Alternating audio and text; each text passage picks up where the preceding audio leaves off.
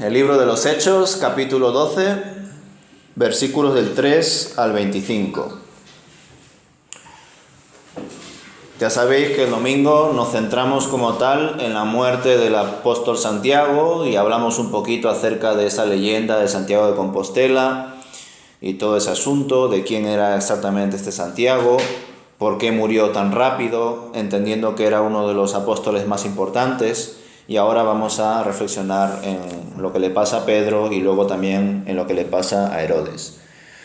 Dice así el texto a partir del versículo 3. Cuando Herodes vio cuánto esto le agradó al pueblo judío, haciendo referencia a la muerte de Santiago, también arrestó a Pedro.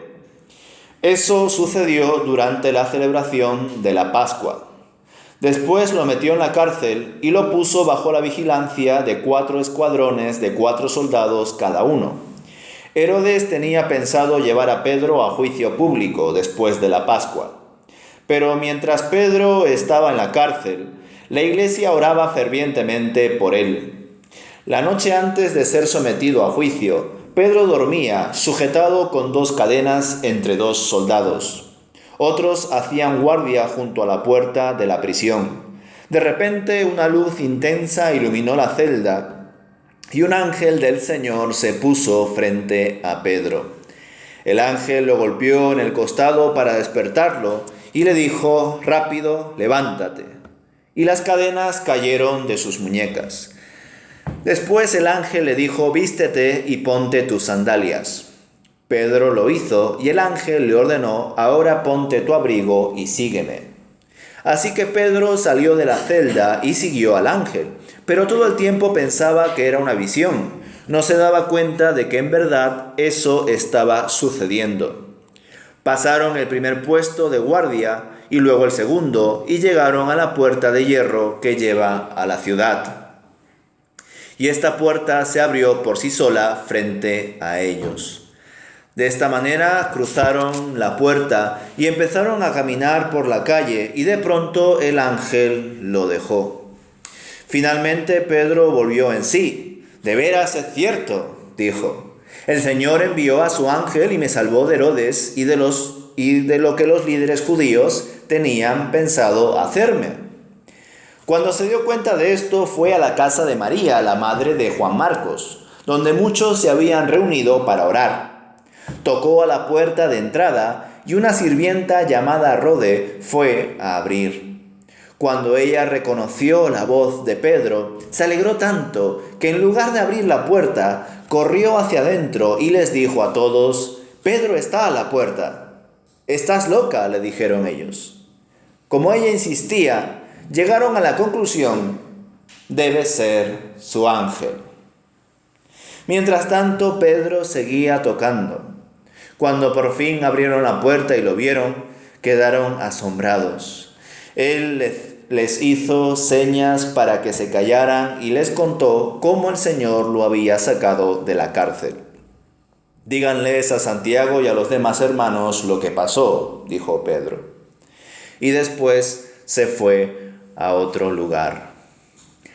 Al amanecer hubo un gran alboroto entre los soldados por lo que había sucedido con Pedro. Herodes Agripa ordenó que se hiciera una búsqueda exhaustiva para encontrar a Pedro. Como no pudieron encontrarlo, Herodes interrogó a los guardias y luego los condenó a muerte. Después Herodes se fue de Judea para quedarse en Cesarea por un tiempo.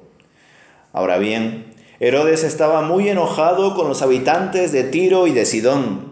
Entonces ellos enviaron una delegación para que hiciera las paces con él, porque sus ciudades dependían del país de Herodes para obtener alimento. Los delegados se ganaron el apoyo de Blasto, el asistente personal de Herodes, y así se les concedió una cita con Herodes. Cuando llegó el día, Herodes se puso sus vestiduras reales, se sentó en su trono y les dio un discurso. El pueblo le dio una gran ovación gritando: «Es la voz de un Dios, no la de un hombre». Al instante un ángel del Señor hirió a Herodes con una enfermedad, porque él aceptó la adoración de la gente en lugar de darle la gloria a Dios. Así que murió carcomido por gusanos. Mientras tanto, la palabra de Dios seguía extendiéndose y hubo muchos nuevos creyentes. Cuando Bernabé y Saulo terminaron su misión en Jerusalén, regresaron llevándose con ellos a Juan Marcos. Pues hasta aquí, hermanos, terminamos el capítulo 12. Vemos en este inicio de la reflexión de hoy, estos textos del versículo 3 hasta el final, que el rey Herodes Agripa I, al ver cómo se ganaba la simpatía de los judíos tras la muerte del apóstol Santiago, manda arrestar al apóstol Pedro para posteriormente, concretamente después de la Pascua, muy probablemente celebrar un juicio y matarlo públicamente, para así obtener más apoyo todavía del pueblo. Ciertamente el rey Herodes sabía que Pedro era una pieza clave. De allí que mandase a 4 grupos de 4 soldados cada uno para que custodiasen debidamente a Pedro, es decir, un total de 16 soldados. Desde luego los discípulos de Jesús en ningún momento llegaron a caracterizarse por hacer motines, ni rescates, ni revoluciones, ¿verdad? Pero el rey no se fiaba de nada y tomó toda la prevención posible. Mientras tanto, la iglesia se puso a orar fervientemente, según lo que nos narra Lucas. Oraron por la vida de Pedro y por toda la situación de persecución que estaban padeciendo. ¿Qué pensáis al respecto de esto, hermanos? Tras la muerte de Santiago y tras el encarcelamiento de Pedro, ¿qué creéis que debería haber hecho la iglesia? ¿Actuó bien la iglesia poniendo todo delante del Señor? ¿Creéis que quizá deberían haber actuado? ¿Haber creado un movimiento de protesta contra el gobierno de Herodes? ¿Quizá haber elaborado una buena defensa para presentarla en el día del juicio y así ganarla? ¿Creéis que ese juicio iba a ser justo o iba a ser semejante al que padeció Jesús? Indudablemente llegarán días donde los cristianos volverán a ser encarcelados. Y ojalá sepamos actuar de la forma más adecuada cuando esos tiempos lleguen. Ya sabéis que dentro del movimiento evangélico o dentro de las iglesias evangélicas hay sensibilidades, hay denominaciones, hay expresiones más pacíficas y luego otras que de algún modo apoyan más las revoluciones e incluso los conflictos bélicos. Esto, después de la Reforma Protestante, fue uno de los puntos que dividió bastante a la Iglesia, ya que hay creyentes que en su conciencia entienden que no es malo participar de las guerras. Sin embargo, hay otros creyentes que entienden que la esencia del cristiano es ser una persona de paz. Como digo, es una discusión muy grande. Y supongo que de algún modo algunos de estos creyentes que están a favor de la guerra, de la revolución, de la protesta, de hacer todo lo que está en nuestras manos para obtener mejores derechos y para luchar contra el gobierno, especialmente cuando es tirano, es un asunto que siempre va a estar sobre la mesa. Esto, por ejemplo, lo vemos muy bien reflejado en la vida y obra de Dietrich Bonhoeffer, que no sé si algunos quizás habéis leído libros sobre él. Este hombre fue una persona que durante un buen tiempo reflexionó bastante en qué debía hacer como creyente. Él tenía un trasfondo luterano, pero vivía su fe también con unos principios, vamos a decir, adelantados a su tiempo. Pero desgraciadamente este hombre se encontró ante la situación de uno de los mayores tiranos de la historia del mundo, llamado Adolf Hitler. Él se encontró ante la tesitura de ceñirse a la visión de Jesús, a las bienaventuranzas de Jesús, poner la otra mejilla, encontrar la consolación en medio de la tristeza, entender que aunque ellos estaban llorando, llegará un tiempo en el cual reirán, o bien tomar cartas en el asunto y formar parte de una conspiración en contra de la vida de Hitler. Él se encontraba en esa tesitura. ¿qué hago? ¿Soy un cristiano pacífico o soy un creyente que actúa? Pues él eligió la segunda opción. Y de hecho, muy pocos días antes de que Adolf Hitler, según lo que se cuenta, se llegase a suicidar, él fue ahorcado, porque se descubrió su conspiración. En sus escritos él comenta cómo una parte de sí sabe que como creyente debe abogar siempre por la paz, pero también como una persona responsable, una persona que vive en sociedad y que se debe a su pueblo y que incluso tenía afinidad por aquellos que estaban, pues, entre otras cosas, sufriendo los problemas de la guerra, ya ni qué decir de los judíos en los campos de concentración. Y por eso él decidió tomar cartas en el asunto. Y como digo, hermanos, a la hora de pensar en cómo procedió la Iglesia, especialmente en este caso, pues yo sé que hay algunos, como Bonhoeffer, o como estas denominaciones y expresiones evangélicas que están a favor de la protesta, la guerra, todo lo posible por defenderse, pues quizá habrían visto que la Iglesia, respondiendo de esta forma, simplemente orando, no haciendo nada por Pedro, pues quizás se estaría equivocando. Pero yo creo que la Iglesia hizo lo que debía hacer. La Iglesia, al menos aquí, no estaba llamada en ningún momento a levantarse contra el gobierno corrupto de Herodes Agripa I. La Iglesia estaba llamada a compartir el Evangelio a todas las personas. Desde un punto de vista humano,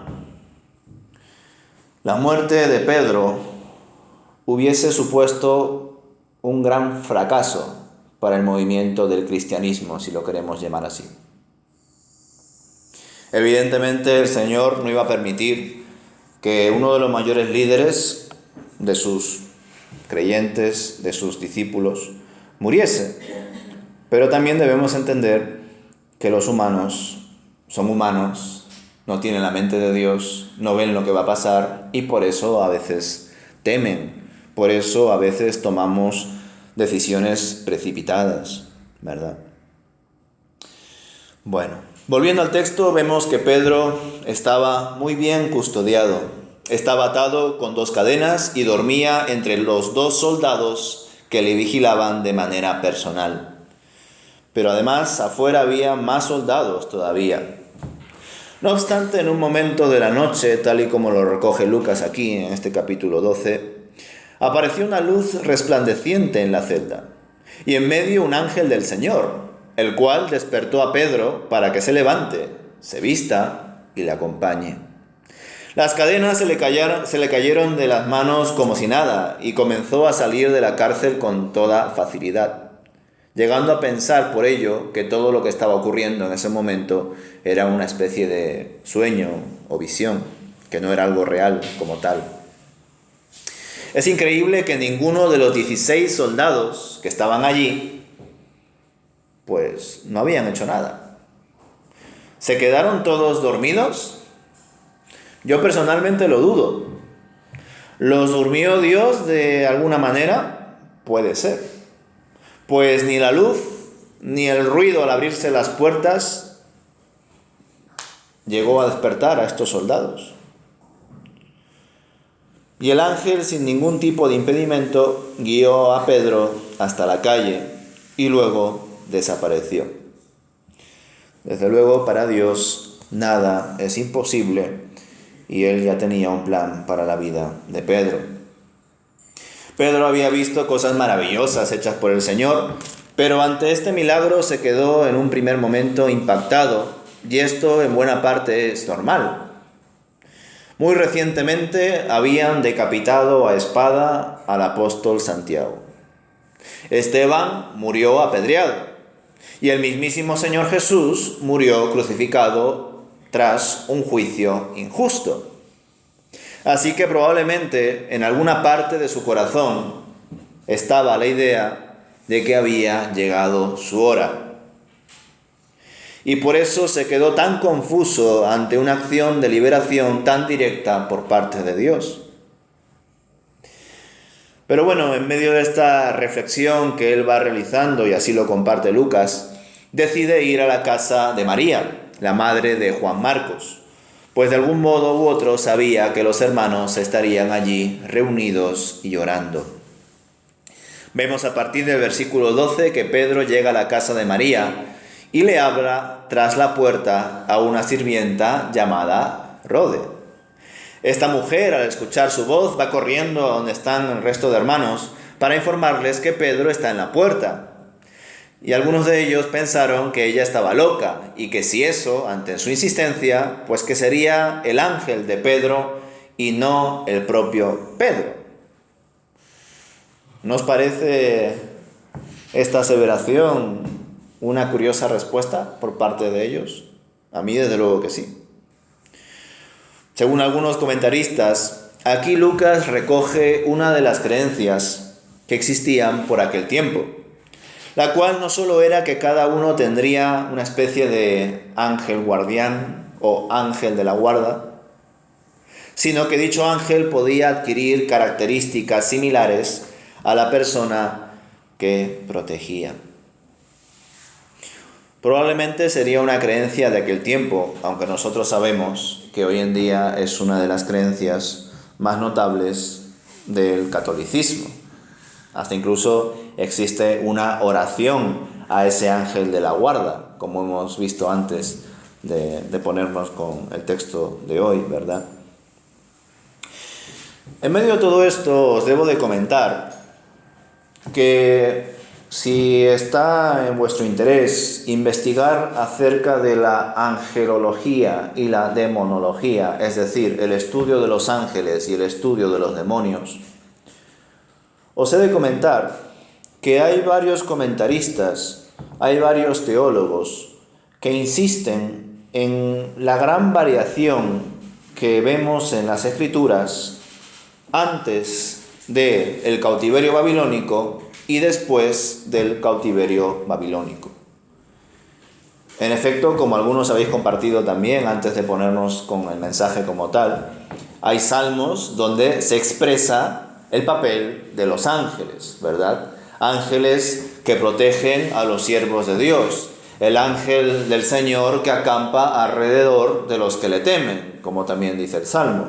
Y ni qué decir, por ejemplo, de sucesos tan característicos de la Biblia, como el caso donde Eliseo se encontraba con su discípulo y estaban rodeados de carros y de enemigos, y Eliseo estaba tranquilo, porque sabía que estaba protegido por Dios. Pero sin embargo el discípulo de Eliseo estaba lleno de miedo.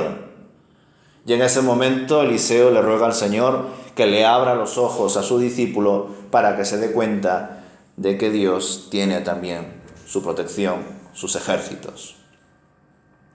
Salvo estos datos puntuales, es cierto que después del cautiverio babilónico, es decir, cuando ya nos ponemos como tal con los evangelios y con todos los textos y cartas del Nuevo Testamento, hay una gran variación del papel que se le da a los ángeles y a los demonios en comparación al Antiguo Testamento.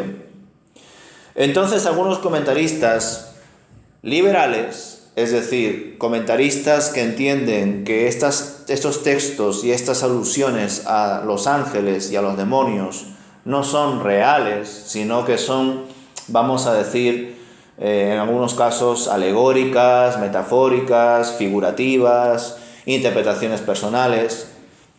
Para estos comentaristas liberales, estos textos referentes hacia los ángeles y los demonios no son reales.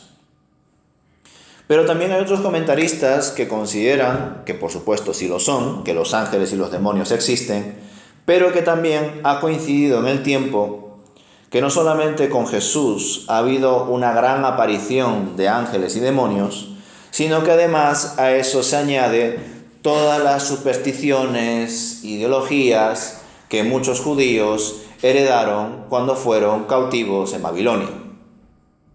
Debido al pensamiento babilónico y también al pensamiento de Persia, muchas ideas en relación hacia la existencia de ángeles y demonios, vamos a decir, su forma de organizarse, incluso sus nombres, llegaron a calar en la mentalidad hebrea. Y eso luego también de algún modo se manifiesta en las Escrituras. Yo en parte entiendo esa interpretación, esa forma de verlo, y al menos a mí me ayuda a entender por qué se producen textos tan raros, por decirlo de una forma rápida, de repente en la Biblia, como es este versículo, ¿verdad? Otros versículos que me hacen pensar en ello es cuando apareció Juan el Bautista y luego cuando apareció el propio Señor Jesús. Porque si recordáis, también estaba esa idea de que tanto Juan el Bautista como Jesús eran una especie de reencarnación de Jeremías o de otros profetas, o el mismo Elías, ¿verdad? Algunos incluso reinterpretando ese texto de Malaquías, porque hay un texto de Malaquías que habla acerca de Juan el Bautista, pero no dice y vendrá un hombre que se llamará Juan el Bautista, no, dice que vendrá un siervo de Dios con el espíritu de Elías, es decir, con la misma función, con el mismo ímpetu que Elías, pero no era Elías reencarnado. Juan el Bautista no fue Elías reencarnado, pero sin embargo tenían esas ideas. Otro aspecto también muy interesante de la mentalidad judía era y es la idea de dejar una silla libre. Porque supuestamente en una reunión de 12, dejar una silla libre, o una reunión, vamos a decir, pues solemne, cúltica, dejar una silla libre es una expresión para mostrar devoción hacia Dios y especialmente hacia la figura de Elías. Es decir, esa silla que está ahí libre es una silla para que se siente ahí el espíritu de Elías. En definitiva, hermanos, lo que os estoy compartiendo con todo esto es que nosotros debemos de diferenciar ideas bíblicas de ideas que aparecen en la Biblia, pero que la Biblia misma no las aprueba. En definitiva, aquí Lucas está recogiendo lo que esos hermanos dijeron, pero Lucas no está diciendo que lo que esos hermanos comentaron a esta mujer, a Rode, era verdad. Y eso debemos nosotros de separarlo y discernirlo. Es que a veces es un poco complicado porque yo en la Biblia he encontrado en medias donde, porque es algo que mi mente ya no, que el propio Jesús se le llama ángel, al propio Cristo. ¿Ah, sí? El ángel del Señor. Bueno, en cuanto al tema del ángel del Señor, hay estudios muy profundos al respecto, entendiendo la idea de que quizá sea Cristo preencarnado o una manifestación de Dios. ¿Te refieres a eso? Bueno, yo personalmente también pienso que Jesús siempre fue hombre, siempre tuvo cuerpo, pero porque entendemos que Jesús siempre estuvo en la presencia de Dios. De hecho, no entender eso es una herejía. Una de las mayores herejías, que también lo encontramos en medio de los concilios y demás, es de algún modo dar a entender que Jesús tuvo un principio, que Jesús tuvo que ser engendrado para existir. Y eso es una herejía porque lo pone de forma, vamos a decir, menor a Dios Padre. Y nosotros entendemos que Dios Padre, Dios Hijo y Dios Espíritu son lo mismo. Ninguno está subordinado a otro. Entonces, para ello es positivo entender que tanto el Padre como el Hijo como el Espíritu Santo existieron desde el principio. De hecho, es bueno cuando leemos la Biblia, no solamente en hebreo, sino en textos más literales, como por ejemplo la Biblia textual, aparece el término Elohim, que nos ayuda a entender que el Dios único, Shema, Dios uno es, solo uno, es plural. Es decir, es uno, pero tiene una pluralidad. lo que nosotros llamamos también Trinidad, ¿verdad? Pero eso no quita que deje de ser uno. Pero bueno, eso es un asunto también muy interesante. Volviendo al texto, hermanos, mientras ellos decían que era el ángel de Pedro y esta sirvienta Rode insistía en que no, que era Pedro mismo, pues Pedro seguía tocando la puerta porque no la abrían. Y tras esa insistencia fueron a abrirle y se asombraron. Pedro les mandó callar y les contó todo lo que había acontecido. Después de ello les dio la orden de que les informen de todo lo que había pasado en la cárcel y de su respectiva liberación a Santiago y al resto de hermanos. Por supuesto, aquí entendemos al otro Santiago, no a Santiago el mayor, el que aparece en los versículos 1 y 2. Tras esto, Pedro se marcha, no sabemos a dónde, se marcha a otro lugar, entendemos, para refugiarse mejor. Por otro lado, el versículo 18, Lucas nos recoge la reacción de los soldados. Al día siguiente, pues se despiertan y se dan cuenta de que Pedro no está. Entonces se alborotan por ello. El rey Herodes, al ver desde su perspectiva la incompetencia de sus soldados, manda a ejecutarlos y marcha después de Judea a Cesarea. En los versículos del 20 al 25 vemos cómo Herodes, una vez en Cesarea, tiene problemas, manifiesta sus problemas con la gente de Tiro y de Sidón, y ellos, los de Tiro y de Sidón, entendieron que dependían de los recursos de Herodes, así que intentaron hacer las paces con él a través de un tal Blasto, que era asistente personal del rey Herodes Agripa. Bueno, en medio de todo esto nos recoge aquí Lucas un asunto importante que nos muestra una vez más cómo es la ira de Dios. Pues en medio de un evento importante, Herodes como rey se viste con sus mejores vestimentas para dar su discurso, recibe una gran ovación por grandes multitudes que le consideraban como un dios.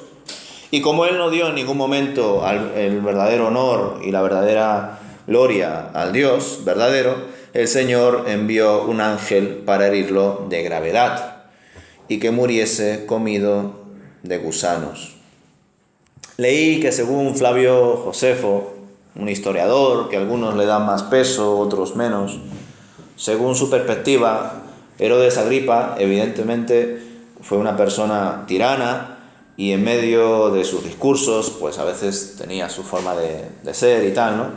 Y que en este momento, pues él cae en una enfermedad, pero no muere al instante, tal y como aquí parece dar a entender la Biblia, sino que estuvo como 4 o 5 días enfermo y luego ya murió. Ahora bien, yo creo que no hay por qué darle peso más a Flavio Josefo que a las Escrituras, ¿verdad? Aunque tampoco las Escrituras aseveran con total rotundidad que murió justamente en ese momento, aunque es posible. Lo que sí está claro, hermanos, es, y espero que me entendáis cuando digo esto, aquí nos encontramos, si somos un tanto estrictos, bueno, no podemos ser estrictos porque la Biblia no recoge todo lo que ocurre, pero de algún punto de vista, al menos en el Nuevo Testamento, nos encontramos ante el tercer caso en el cual Dios mata directamente a una persona. Si tenemos en cuenta el caso de Urías, que no sé si os acordáis de él, fue una persona que cuando vio que se caía el arca, fue a por él y Dios le fulminó, porque nadie debía tocar el arca. Luego el caso de Ananías y Zafira, Hechos capítulo 5, y ahora el caso de Herodes Agripa I.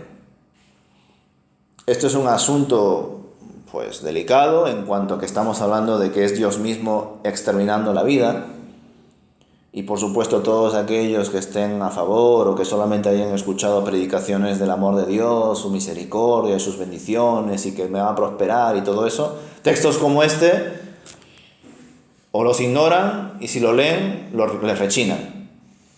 porque no es para nada compatible leer que Dios le quitó la vida a Herodes con Dios me va a bendecir, si yo ofrendo 100 me va a dar 200.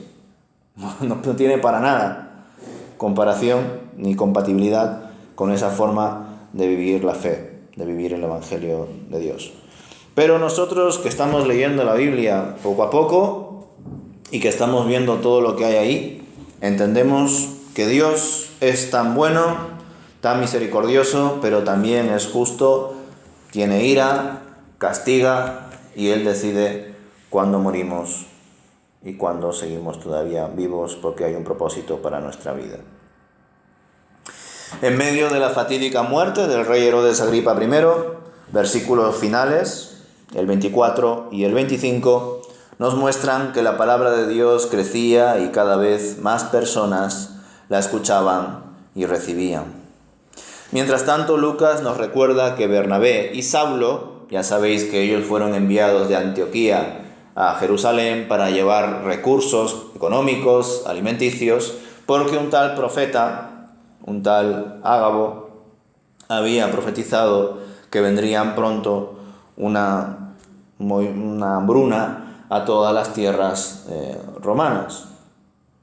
Entonces la iglesia de Antioquía decidió enviar a Bernabé y Saulo para traer esos recursos. Y cuando ellos ya habían terminado su propósito, pues deciden volver a Antioquía. Salvo que aquí Lucas nos recoge un dato que va a ser importante para nosotros, porque al volver deciden llevarse a Juan Marcos. Y este joven va a ser importante para nosotros porque será una persona que dividirá a Bernabé y a Saulo, por una discusión que ya veremos en parte el domingo, este domingo y luego más adelante. Conclusiones. Por un lado, vemos que en efecto Dios protegió a Pedro porque tenía planes preparados para él. Yo sé que quizá alguno que me ha escuchado a medias, pues puede que no lo haya comprendido, yo también a veces no me explico bien. Hermanos, yo no creo que Pedro haya abandonado a Santiago, pero sí es cierto que el Señor quiso liberar a Pedro y sin embargo con Santiago no lo hizo. ¿Lo pudo hacer? Pues sí. ¿Pudo Dios haber impedido que Santiago muriese a espada a manos de Herodes Agripa I? Por supuesto que sí. ¿Pero por qué Dios no impidió eso? Pues porque Dios no quiso. ¿Y por qué Dios no quiso? Porque Dios mismo entendió que ya era el tiempo en el cual debía concluir la vida de Santiago. Sin embargo, con Pedro no fue así. Si Dios no hubiese hecho nada, Pedro iba a ser juzgado al día siguiente, porque ese día era el día de la Pascua. Probablemente ese juicio, evidentemente público, iba a ser un juicio corrupto y probablemente la sentencia de ese juicio iba a ser una condena de muerte, al igual que la de Jesús. Y Dios, por poder, se podría haber mantenido al margen y Pedro hubiese sido el segundo apóstol que ha muerto por su fe. Pero no fue así. De hecho, debemos leer este asunto del encarcelamiento y la liberación de Pedro en perspectiva, porque hubo un día, no sabemos cuándo exactamente porque no tenemos los datos bíblicos, tenemos datos extrabíblicos, en el cual Pedro fue capturado y fue ejecutado, según la tradición, en Roma. Y ahí no se apareció Dios para sacarle de la cárcel ni para impedir que lo ejecuten. ¿Por qué? ¿Porque Dios abandonó a Pedro? No, hermanos. Porque había concluido el tiempo de Pedro. Todo lo que Dios había preparado para que la vida de Pedro se desarrolle ya se había cumplido. Entonces, una vez se cumple nuestro propósito, pues vamos a la presencia de Dios. Y lo mismo pasó con todos los apóstoles. Y entiendo yo que lo mismo pasa con todos los hijos de Dios. Por eso debemos entender que cuando nos va mal, no significa que Dios nos haya abandonado, sino que debemos ver el propósito que hay detrás de todo ello. Y por supuesto debemos entender de que hay ocasiones en las cuales recibimos disciplina por parte de Dios, pero hay momentos en los cuales Dios no nos está disciplinando directamente, pero sí lo está permitiendo, por supuesto. Evidentemente todo lo que pasa en esta tierra pasa porque Dios lo permite. Si Dios no lo permite, no pasaría. El problema es cuando le añadimos al verbo permitir, vamos a decir una especie de ¿es lo que quiere Dios o es lo que no quiere Dios? Ahí ya estamos confundiendo ideas. Por supuesto, Dios no va a querer una guerra, pero si permite las guerras es porque de esa forma se manifiesta lo que hay en lo más profundo de nuestro corazón. Nuestro egoísmo, nuestra ambición, nuestro pecado, en definitiva. Por otro lado, la Iglesia decidió orar por toda la situación en vez de actuar, esperando así que se mostrase la voluntad de Dios, hermanos.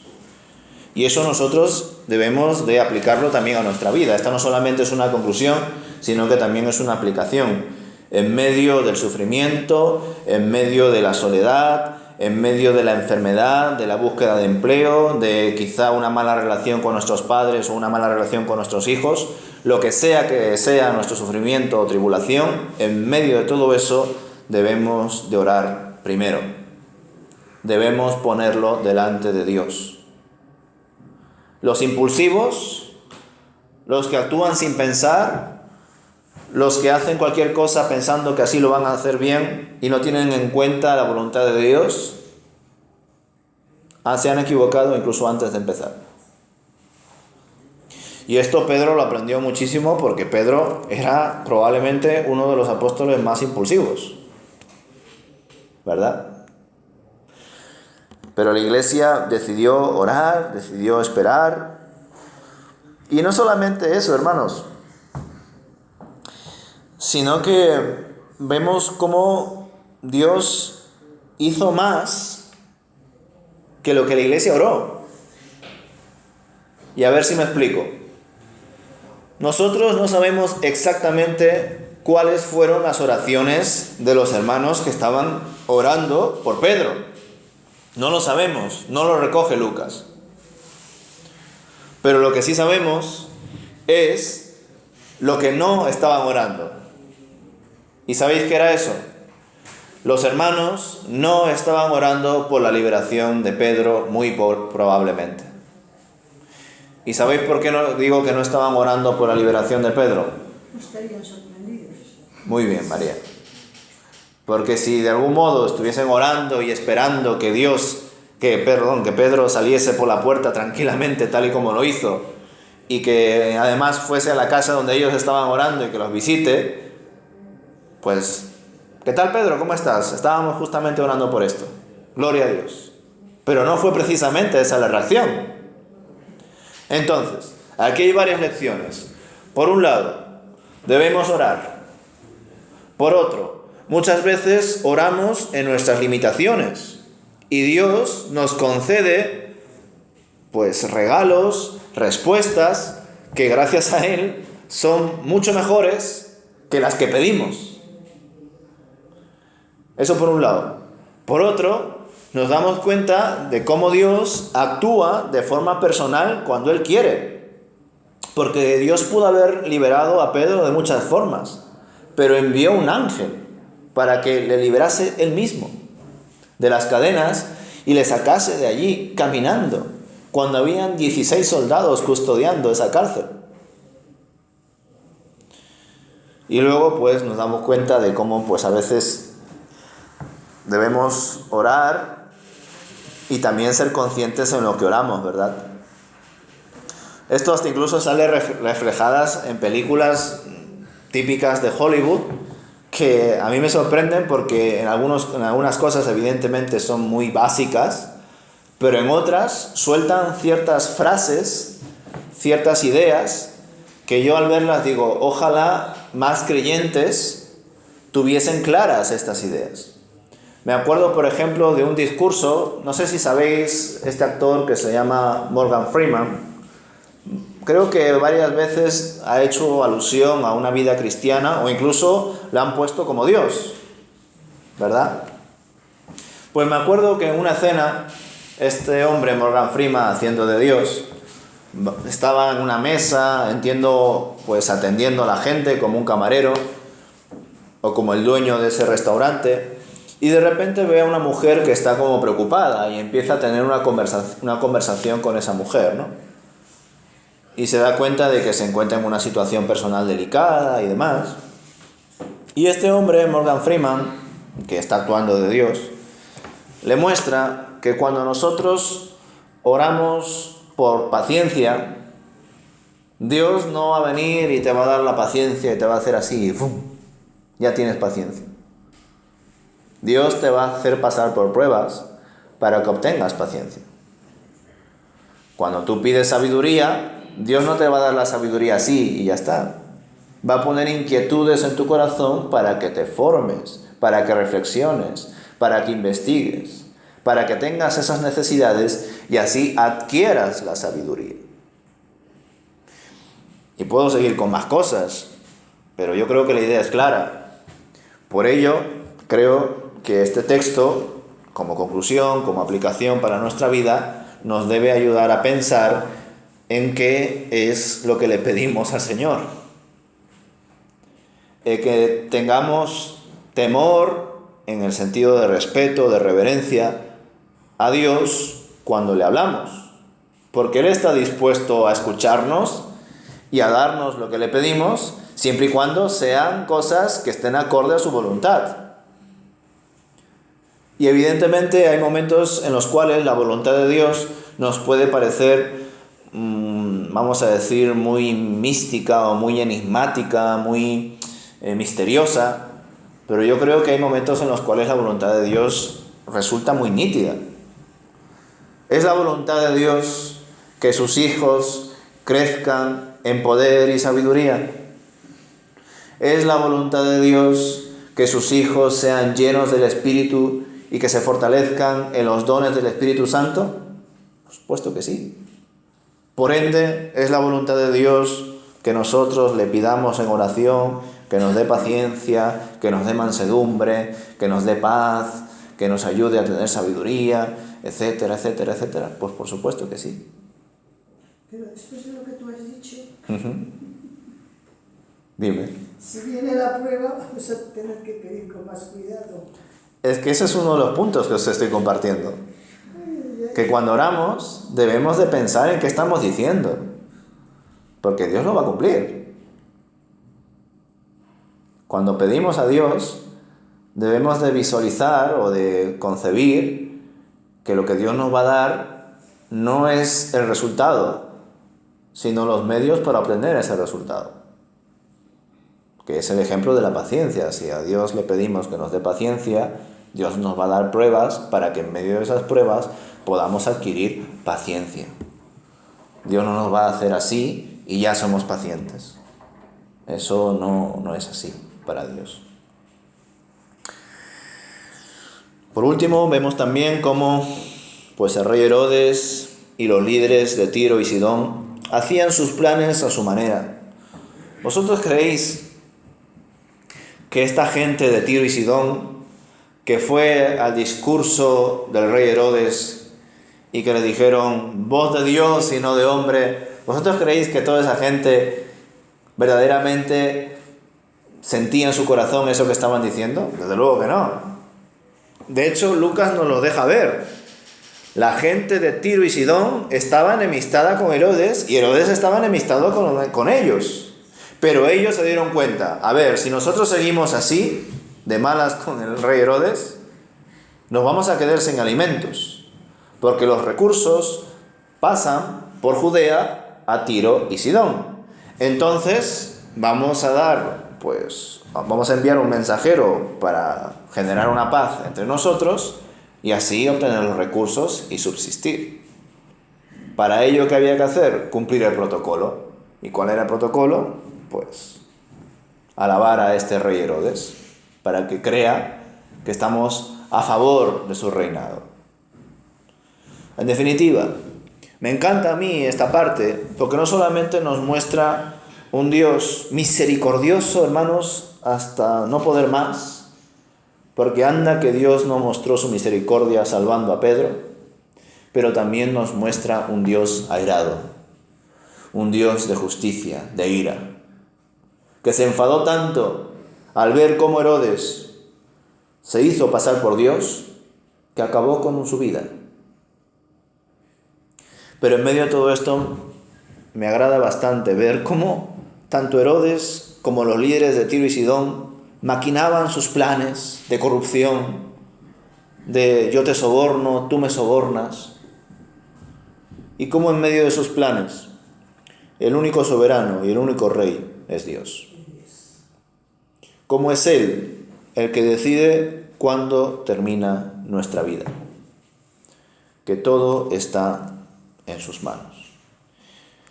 Y en medio de esa tesis y antítesis, la síntesis es ver cómo la palabra de Dios crecía y crecía y más personas se añadían a la iglesia. Ver cómo en medio de la muerte del apóstol Santiago, el encarcelamiento y liberación de Pedro y la muerte del rey Herodes, Agripa I, la iglesia crecía y crecía. Y los enviados de Antioquía, Bernabé y Saulo, cumplieron con su ministerio, llevaron los recursos a Jerusalén para que ellos puedan organizarlo y gestionarlo para enfrentar la hambruna que iba a venir pronto, y luego regresaron a Antioquía llevándose a Juan Marcos. Como el Señor está siempre al control de su iglesia. Amén.